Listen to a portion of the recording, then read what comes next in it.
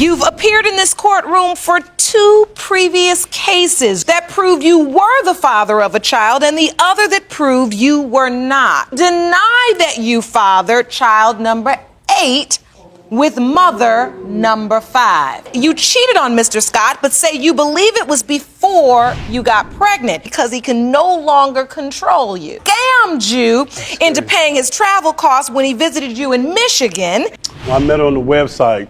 You know, I was looking for love, and I went to a website. You know, 4 or 5 months into it, you know, started getting suspicious about certain. Okay, yeah, true that. But then dudes were leaving voicemails to her, talking about, "Oh, you sexy." You had girls, and you ain't supposed to be calling other chicks when you're with a girl. Hold on. Was he honest with you about how many children he had? No, he was not. Yes, I was. 2 3-year-olds, 2 6-year-olds. No, I did not. A 7-year-old, a 12-year-old, and a 13-year-old. She knew about all my kids because all my kids was on my page. How long? They came into the courtroom carrying years of patterns, broken promises, and unfinished stories. Mr. Scott was not new to this space. He had stood here before twice already, facing questions about fatherhood. One time the DNA proved he was a father. Another time it proved he was not. Now he stood there again, a man already known to have 7 children with 4 different women, denying that he was the father of an 8th child, this time with a 5th woman, Ms. Smith. Is this his 8th child by the 5T? Yes. Ms. Smith walked in carrying a different kind of weight. She admitted she had cheated, but she insisted it happened before she became pregnant. She believed the timing mattered. She believed the truth mattered. And she believed Mr. Scott was denying their daughter not because of doubt, but because he could no longer control her. She also accused him of something else entirely, manipulating her into paying for his travel, hotels, and expenses when he visited her in Michigan. She came asking not only for the truth about her child, but also for reimbursement of $1,500 she said she never should have paid. The judge laid it out plainly. Mr. Scott, once again, stood before the court claiming doubt. Ms. Smith, once again, stood before a man who would not fully claim responsibility. The courtroom quieted as the story began at the beginning. They met online. Mr. Scott said he was looking for love, something real. Ms. Smith believed him. They talked every day. Over time, though, suspicion crept in. She heard other women's voices in the background of his voicemails. Men were leaving messages on her phone. Trust started to crack before they ever met in person.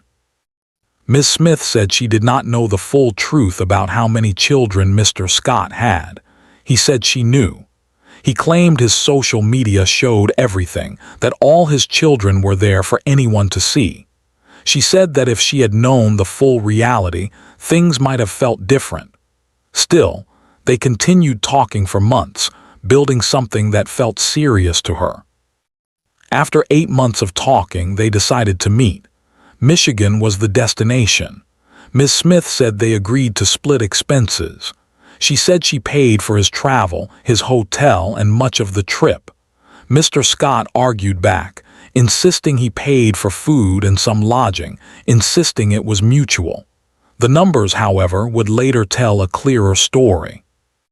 When he arrived, the tension was immediate. Ms. Smith said she was nervous.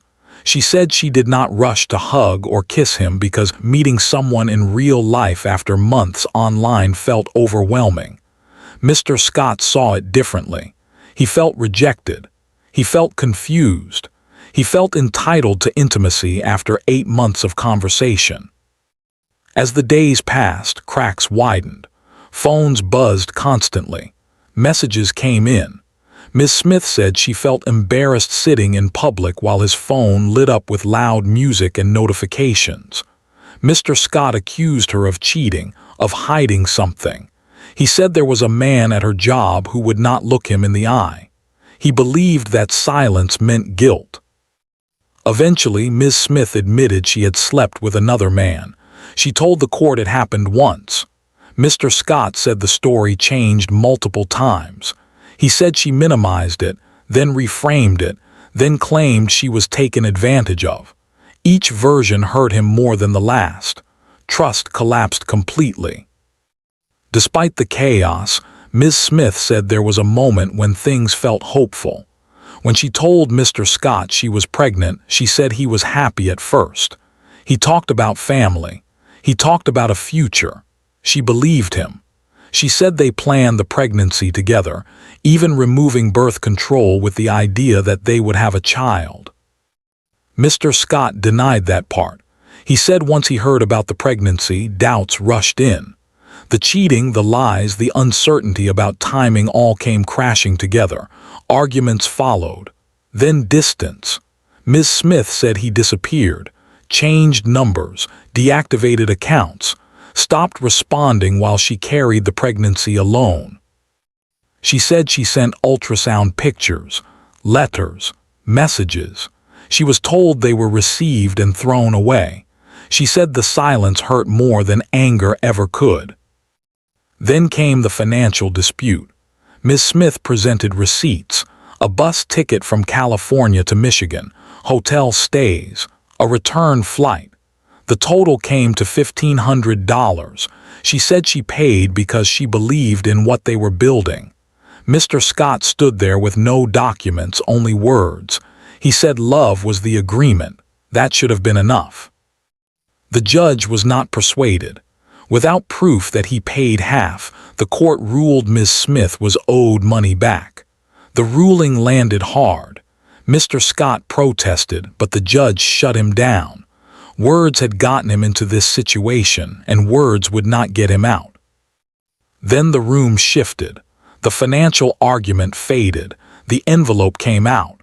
This was the moment everything led to, the DNA results. Silence filled the courtroom as the judge opened the report. In clear terms, the results showed Mr. Scott was the biological father of the child. The denial ended there. The truth stood where excuses had been. The judge did not hide her frustration. This was the third time Mr. Scott had stood in front of her. The third time a child's future depended on his choices. She warned him directly. Online relationships could be dangerous. Promises without responsibility left real damage behind. Ms. Smith sat there holding her emotions together. Relief mixed with pain. She had the truth, but truth did not erase what she had been through. And just when it seemed the story was over, the courtroom opened into another chapter. Another case. Another family.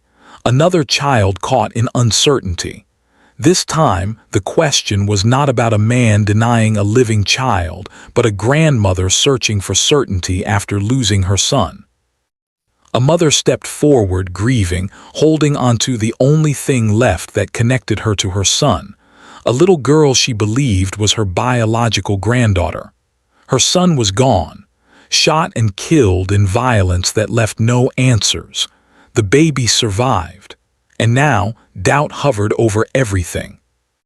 She said her son raised the child, loved her, provided for her, had her name tattooed on his face. But after his death, questions surfaced. Another man, another name, another possibility too painful to face without proof. The baby's mother stood across from her, emotional, defensive, and exhausted. She said the child was planned, loved, wanted. She said the grandmother's doubts cut deep, but she understood grief did strange things to the heart. The judge listened carefully.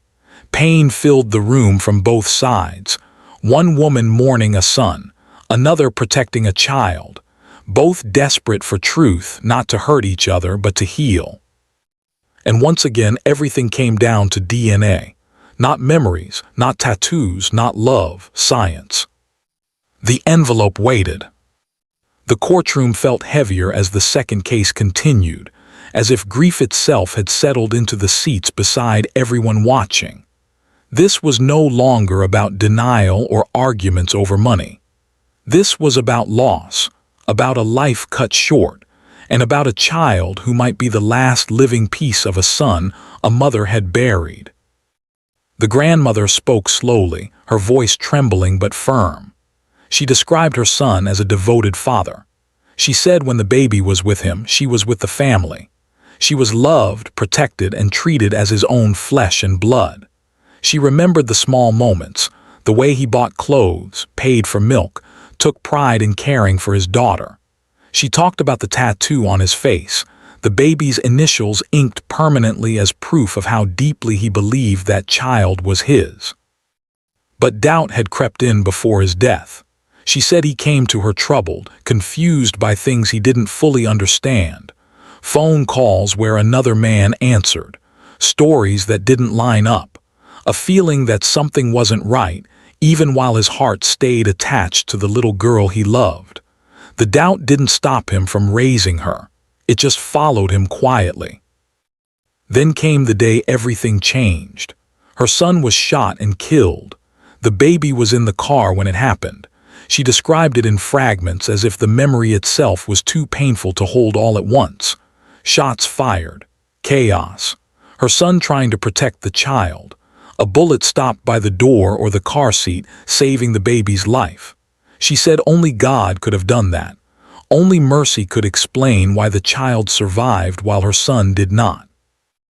After his death, the grandmother's world collapsed. And in that collapse, questions grew louder. She discovered the baby's legal name was not the one her son believed it to be. The last name was different too. That revelation felt like a second loss. It made her question everything she thought she knew. Across the room, the child's mother listened, tears forming but anger rising too. She said the baby was never a lie. She said the relationship was real, that her child was planned, that her daughter was not a mistake or a trick. She acknowledged the grandmother's pain but insisted that she was hurting too. She had lost the man she loved. Her child had lost a father, and now she felt like she was being accused of rewriting history. She explained that during her pregnancy, boundaries had been crossed. She talked about stress, hormones, arguments that had nothing to do with cheating. She said she felt overwhelmed, pressured, and at times unsafe. She admitted there were conflicts about who could come into her home, about respect, about control. She said these issues pushed them apart, but they never erased love. When the baby was born, she said she was alone. No father present, no comfort, just herself and another young child by her side. She admitted she made a decision she regrets deeply. She temporarily gave the baby to a family member, believing it was best in that moment. A week later, she wanted her child back, and she fought to get her. She said she and the father cried together on the phone after that. They promised to get through it. She believed they would raise their daughter together. She said he died believing the baby was his, loving her without hesitation. The grandmother shook her head. She said her son would never have agreed to his child having a different name. Never. She said he would have fought to make it right if he had known. To her, the name change symbolized betrayal, a sign that another man might be the biological father. The judge stepped in gently but firmly. She acknowledged the pain on both sides. She spoke about how grief can distort memory, how love can exist even in uncertainty. She explained that none of this erased the bond the father had with the child while he was alive. That bond was real, regardless of biology. But the question remained, and it needed an answer, not for the adults but for the child. The judge asked if there was anything left unsaid. Both women shook their heads. They had emptied themselves already. Everything painful was already on the table. The envelope was handed over. The room held its breath again. This time the silence felt sacred. The judge read the results slowly, deliberately, knowing what this meant. She explained the percentage, explained the relationship, explained the science. The grandmother was related to the child. The DNA confirmed it. Emotion exploded through the courtroom. Tears fell freely now. Relief, sorrow, and validation collided all at once. The grandmother covered her face, sobbing. She whispered thanks. She said her son would be smiling. She said now she could finally love the child without fear, without doubt holding her back. The mother cried too, not in defeat but in release. The truth did not take anything away from her child. It gave her daughter a fuller family instead of uncertainty. The judge spoke softly now. She said this result did not undo the pain of loss, but it could bring peace where confusion had lived. She reminded them that the child deserved unity, not division, that she deserved to grow up knowing she was loved deeply by everyone who stood there that day. The grandmother nodded, wiping her tears. She spoke about wanting to do right by the baby, about wanting her name corrected, about honoring her son's memory in the way he would have wanted, by loving his child fiercely. The judge closed the case with compassion. She urged them to move forward together, not as opponents, but as family bound by a child who needed them both. As the courtroom emptied, the weight lingered. 2 cases, 2 different stories, but the same theme threaded through both. Choices made in moments of desire, fear, and loneliness. Consequences carried by children who never asked to be born into chaos. And truth, finally spoken, arriving late but necessary. The room returned to silence, holding echoes of tears, confessions, and answers that could never bring back what was lost, but might help protect what still remained. The judge sat quietly for a moment after the results were read, allowing the emotions to move through the room instead of rushing past them. This was no longer about proving anything. The truth had already spoken.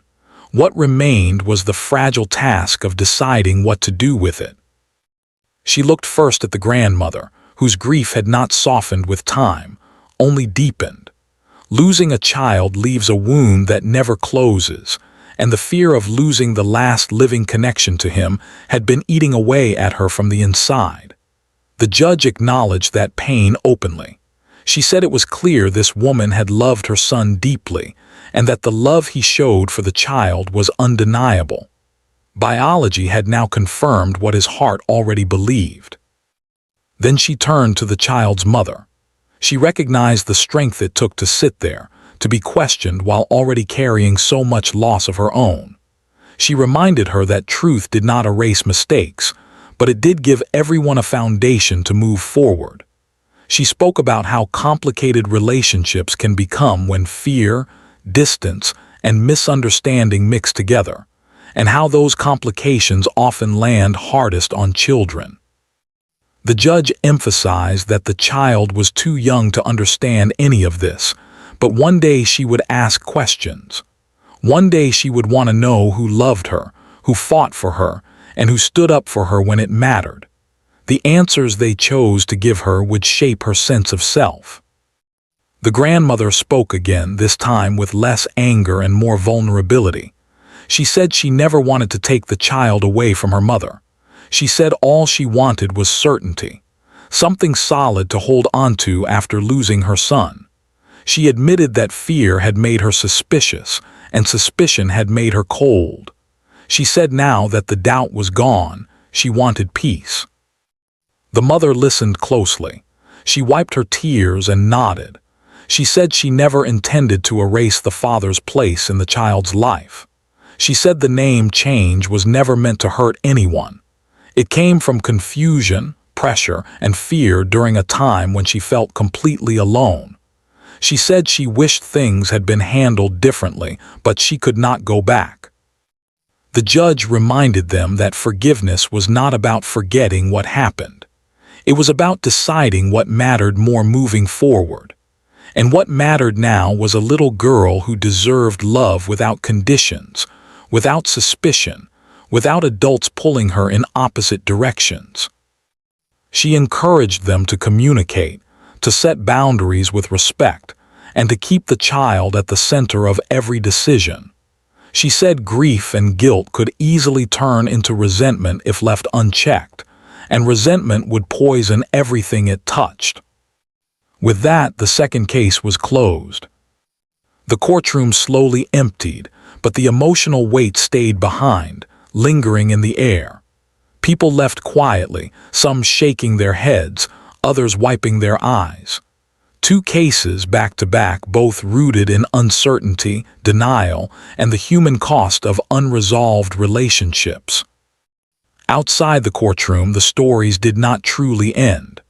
They would continue in quieter ways, late-night thoughts, difficult conversations, moments of regret, and moments of growth. Mr. Scott walked away knowing the truth he had tried to outrun. Another child added to his legacy, whether he was ready or not. The ruling had made it clear that charm and excuses could not erase responsibility. The consequences of his choices would follow him long after the courtroom doors closed. Ms. Smith walked away with validation, but also with scars. She had fought for truth and won, but winning did not mean everything suddenly felt okay. She still carried the memories of being doubted, abandoned, and left to carry a pregnancy alone. But now she had clarity, and clarity gave her strength. The grandmother walked away with tears still on her face, but her steps felt lighter than when she arrived. She no longer had to wonder. She no longer had to hold back her love out of fear that it might be misplaced. She could finally embrace the child as her granddaughter without hesitation, without doubt. The child's mother walked away knowing that her daughter would grow up with a fuller truth, a father who loved her, a grandmother who wanted her, a story that, while painful, was now honest. In the end, these cases were not really about paternity tests or reimbursement receipts. They were about people searching for certainty in chaos, about trying to make sense of love when trust had been broken, about children born into complicated worlds and the adults who had to decide whether to rise to the responsibility that came with that. The courtroom had done its job. It provided answers where questions had festered too long, but what happened next would depend entirely on the people involved, on whether they chose pride or humility, distance or connection, blame or accountability. Some truths arrive too late to prevent pain, but they can still arrive in time to prevent more of it. And for the children at the center of these stories, that mattered more than anything else.